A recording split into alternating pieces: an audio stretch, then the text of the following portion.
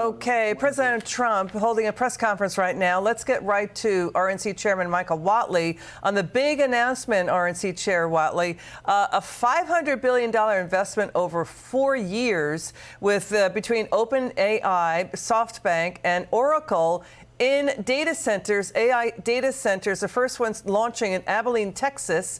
Your reaction to this, because it's a sea change, because President Biden was spending a lot of money. It looks like President Trump is getting private tech companies to invest money. Donald Trump is already delivering, and he's already delivering major investments in the future of America, the future of the country. This is exactly what he said he was going to do in terms of making sure every day he was fighting to restore the border. We saw it yesterday with all of the executive actions on every major issue set that he campaigned on.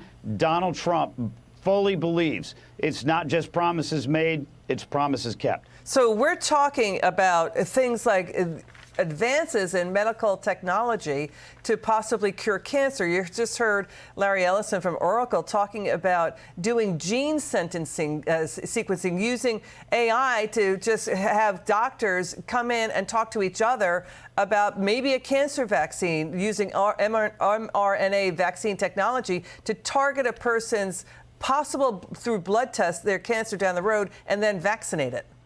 Absolutely. And what every single one of those CEOs said was they were making this investment because Donald Trump is the president, because they trust that he is going to set up a regulatory and economic environment to allow that type of a business enterprise to thrive. And this is exactly what we have seen over the course of the last couple of months since November 5th, with all of these different executives who are coming to the president and saying, we want to invest in this country. We want to invest in your vision for America. And this is him delivering on day 2, and he's already at it. Okay, Michael Whatley, thank you so much. It's great to have you on. Thank you.